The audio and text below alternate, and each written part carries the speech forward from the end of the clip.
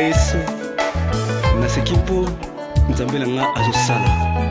Alleluia. Komisama nzambe na bikamwa kolo na ngai. Nzambe na bolingo papa yo bongwani teo. Yawe na nga na betela tolo. Alpha ozali omega.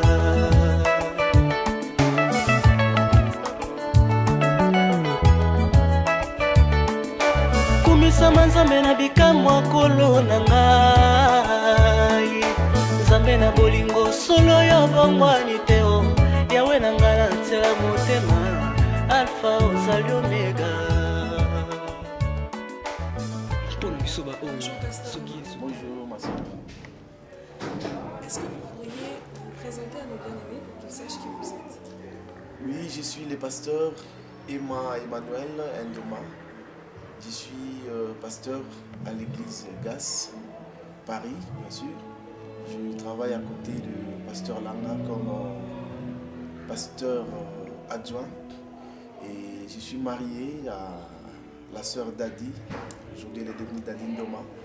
Et je suis père de 5 enfants. Voilà. Je ne sais pas si j'ai répondu à votre question. Merci beaucoup. Le dimanche 14 février 2013, vous avez prêché et le thème de votre prédication était la face cachée de la destinée. Amen. C'est bien ça. C'est bien ça. Pourriez-vous, dans un premier temps, éclairer nos bien-aimés et leur expliquer qu'est-ce que la destinée? La destinée, c'est les cours des événements, des choses qui arrivent dans la vie d'une personne jusqu'à sa fin. La destinée, c'est aussi la chose ou le but pour laquelle l'homme est appelé. La destinée, c'est ce qui est la vie d'une personne en fait sur terre. Voilà en fait dans quelques mots. Qu'est-ce que la destinée? Qu'est-ce que signifie la destinée? Mais alors pourquoi parler dans ce cas de la face cachée de la destinée? La face cachée de la destinée, c'est vraiment quelque chose de très important que nous devons expliquer aux enfants de Dieu et que les enfants de Dieu doivent savoir. En fait, les enfants de Dieu parlent de la destinée, ou les hommes parlent de la destinée, mais ils ne savent pas, ils oublient que dans leur destinée, dans leur marche, pour qu'ils puissent arriver à la fin des choses, atteindre la chose qui leur avait été promise par Dieu, et la chose pour laquelle ils sont en train de vivre. Ils passent une étape, et dans cette étape-là, ils vivent beaucoup de choses, et les choses qu'ils vivent, souvent, ces choses ne sont pas adaptées, ou ces choses ne sont pas vraiment cohérentes par rapport à ce qu'ils doivent devenir après. Et c'est cela que moi j'ai défini ces choses comme étant la face cachée de la destinée. C'est-à-dire, il y a des événements qui les hommes ne s'attendent pas à cela. Qui, même les enfants de Dieu ne s'attendent pas que ces choses puissent leur arriver. Pourquoi? Parce que Dieu ne lui avait pas dit ça. En fait, je vais dire quoi? Je vais dire que Ornella m'a demandé la question de savoir qu'est-ce que signifie la face cachée de la destinée. La face cachée de la destinée, c'est ce chemin que tout enfant de Dieu emprunte pour arriver jusqu'à sa destinée. Mais je l'ai appelé face cachée. Pourquoi? Je l'ai appelé face cachée parce que Dieu ne révèle pas le chemin que nous devons passer pour arriver jusqu'à notre destinée. Dieu, quand il donne la promesse, il donne seulement ce que nous allons devenir. Mais Dieu ne définit pas le chemin que nous allons emprunter, passer pour arriver jusqu'à la réalisation ou l'accomplissement de la promesse. Cette étape-là a été toujours cachée. Et pendant ce temps-là, les gens pleurent. Mais Dieu m'avait dit ceci, Dieu m'avait dit cela. Mais pourquoi je vois aujourd'hui autre chose? Par contre, Dieu ne m'avait pas dit ça. Oui, cette face a toujours été cachée.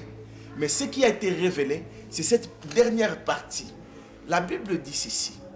Les choses cachées sont à nous. Et les choses révélées. Pardon, les choses révélées sont à nous. Et les cachées sont à Dieu. Bien-aimé, Dieu nous révèle seulement ce que nous allons devenir, la destinée. Mais Dieu cache les choses. C'est cela que moi j'ai appelé la face cachée.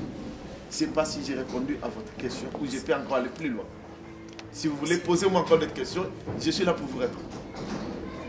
Pasteur Emma, pour votre éclaircissement sur la face cachée. Mais avant de parler de face cachée, on a parlé de la destinée, on a parlé de la face cachée de la destinée, mais comment découvrir sa destinée? Comment savoir ce que Dieu, quelle mission Dieu nous a appelés à remplir? Mais ma soeur Rosella, c'est une question qui est vraiment facile à comprendre et que beaucoup n'arrivent pas aussi à comprendre. Mais c'est clair, la Bible, du début jusqu'à la fin, nous parle de ce que les gens appellent, de ce que nous appelons révélation. Aujourd'hui, pour arriver à découvrir ce qui est caché, vous n'avez pas autre chose, vous n'avez que la révélation. J'aimerais faire comprendre aux enfants de Dieu que la vie c'est un mystère. La vie de l'homme est cachée. Et pour découvrir le mystère de la vie, il faut avoir un code. Et ce code s'appelle révélation. La vie est faite des codes. Les portables des codes. Partout où vous passez, il y a des portes des codes. Les coffres forts des codes. Si vous n'avez pas le code, vous n'aurez pas accès à quelque chose. Pour avoir comprendre un peu à quoi vous avez été destiné, vous devez avoir le code. Vous devez décoder quelque chose qui est caché pour arriver à comprendre ce que vous êtes. La Bible parle de la révélation. Moïse ne savait pas ce qu'il allait devenir, mais Dieu s'est révélé. Quand il a reçu la révélation, il est devenu ce qu'il est devenu. Qui encore je peux vous parler? Abraham. La Bible parle même de cet homme qu'après, sur Genèse chapitre 12, mais avant Genèse chapitre 12, nous n'avons pas connu Abraham. Ce n'est que quand Dieu s'est révélé, que cet homme, nous l'avons connu aujourd'hui, c'est qu'il est devenu grand, père des nations, père de multitudes, tout ça. Ce n'est pas révélation. Pour ne parler que de cela, je pourrais même aller plus loin. Cet homme qui s'appelle Joseph, il est devenu ce qu'il est devenu par révélation. Ce jeune homme qui était le dernier de la famille, parce qu'il avait reçu la révélation. Un jour, le soleil, la lune, les étoiles se sont courbés devant moi. Cet homme a gardé la révélation. Il a compris que moi, je suis celui qui doit devenir grand. Il a gardé. C'est cela sa destinée. Il est devenu grand par rapport à ce qu'il a reçu comme révélation. Bien aimé, aujourd'hui, pour comprendre ce que vous devez devenir, votre destinée, vous ne pouvez pas le comprendre ailleurs. Vous n'irez pas voir les astrologues, vous n'irez pas voir les marabouts, mais courbez-vous plutôt devant ces dieux de Joseph, devant le Dieu de Daniel, lui qui révèle les choses cachées. Il vous fera voir qu'est-ce que votre destinée. Merci beaucoup, Pasteur Emma. Emma, à présent, j'aimerais vous poser une question qui ne concerne pas directement votre prédication, mais qui concerne l'Église en général aujourd'hui. Est-ce que vous pensez qu'aujourd'hui, l'Église, à l'instar de l'Église primitive, devrait conserver une place importante au département du social? Ma soeur Ornella, l'Église primitive a senti un besoin. Et ce besoin, c'était quoi? Parce qu'il y avait des indigents, des gens qui manquaient, des gens qui se retrouvaient dans le besoin. C'était à l'Église primitive. Et les disciples, les apôtres, ont dit, nous voulons des hommes remplis de l'esprit, des hommes qui ont un bon témoignage. C'est alors qu'ils ont choisi parmi eux des gens capables de servir. Parce qu'il y avait un besoin. Est-ce que pouvons-nous dire qu'aujourd'hui dans nos églises, il n'y a pas de besoin? C'est faux. Aujourd'hui encore, on dira beaucoup plus de besoins peut-être qu'à l'église primitive. On voit des gens qui manquent. Et j'aimerais souligner une chose. Ce n'est pas l'Europe qui fait que l'homme puisse être dans la joie. Ce n'est pas parce qu'on est en Europe qu'on ne va pas manquer. Non, non, mais nous voyons même les Blancs, même ceux des autochtones de ces pays, des gens de ces pays qui souffrent, qui sont dans la rue, qui manquent. Mais oui, l'Église est dans le besoin. L'Église, pour ce qui concerne les départements sociaux, ce département-là doit être là pour aider ceux qui sont dans le besoin. Il y en a beaucoup. Des gens qui manquent de papiers, qui n'arrivent pas à travailler. Des gens qui manquent de maisons. Des gens qui manquent ceci, qui sont dans le souffrance. Beaucoup de choses. Moi, j'espère que cette équipe doit fonctionner. Aujourd'hui, moi, j'aimerais profiter de cette occasion pour dire aux hommes de Dieu, dire aux enfants de Dieu que nous devons venir à l'aide à ceux qui sont dans le pleur, dans le manquement, dans la souffrance. Ils sont beaucoup tout autour de nous. Ne pensez pas qu'en venant à l'église, tout le monde mène la même vie que nous autres. Nous n'avons pas de même vie. Nous nous retrouvons à l'église, c'est des facettes parfois, mais l'intérieur, les gens pleurent. Hein, nous devons nous voir, nous devons nous visiter dans nos maisons, savoir comment il vit, qu'est-ce qu'il fait un peu. Et avec l'aide de Dieu, avec ce que Dieu te donne, tu peux partager avec l'autre. Parce qu'il y a vraiment la souffrance aujourd'hui. Ce n'est pas seulement l'Europe, ce n'est pas seulement l'Afrique, mais même si en Europe, même en Asie, partout dans le monde, en Amérique, les gens souffrent. Et si le Seigneur te fait grâce d'avoir quelque chose, partage cela. C'est ça l'amour. Et nous sommes appelés à vivre dans l'amour. Voilà. Pasteur Emma, le département du social dans l'Église a un grand rôle à jouer encore. Ce département a un grand rôle. Nous pouvons prier au-delà, nous pouvons prophétiser, nous pouvons écouter la parole. Mais écoutez, il y a une part que nous devons faire. Nous sommes des humains. Si tu as quelque chose, tu dois partager avec l'autre. J'aime d'ailleurs une partie des Écritures qui dit que nous qui sommes enfants de Dieu, nous devons manifester l'amour. Si nous disons que nous aimons Dieu, si nous disons que nous aimons Dieu et que nous ne manifestons pas l'amour envers celui qui est à nos côtés, nos prochains, mais comment disons-nous que nous aimons Dieu? Nous ne viendrons pas seulement prophétiser, nous ne viendrons pas seulement chanter, mais aussi manifester les actes d'amour. C'est à cela que nous sommes appelés à faire. Bien-aimés dans le Seigneur, nous étant enfants de Dieu, nous devons aider. L'équipe sociale doit être là. Même s'il n'y a pas l'équipe sociale. Alléluia. Komisama Nzambe na bikamwa kolo na ngai. Nzambe na bolingo papa yo bongwani teo. Yawe na ngala betela tolo. Alpha ozali omega.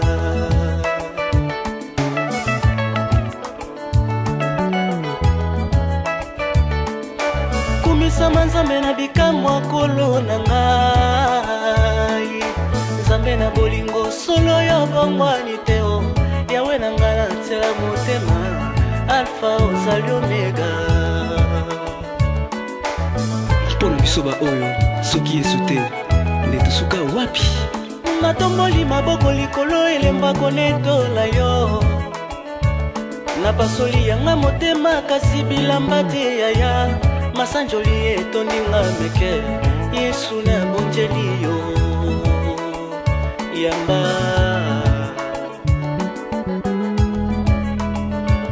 Maina miso etoninga meke. Babeti na ifimbo te Yesu. Naleli lokola mwana moka ya kufeli baboti. Nzoka bolingo na yo Yesu Kristo. Emati ngai motema ebimisi mai na miso yaya. Nakoki te naleli. Kolela nyonso ezalaka na mawa te. Na mesa nakobenga yo miracle papa eza na ntina. Na mesa nakobenga yo bikamwa vraiment mpo nayebi. Oyo sali kati na bomoi na ngai. Mota mokili akoki osala te yawe. Yango nanetolaka yo mpo yo oza Nzambe na ngai Adonai.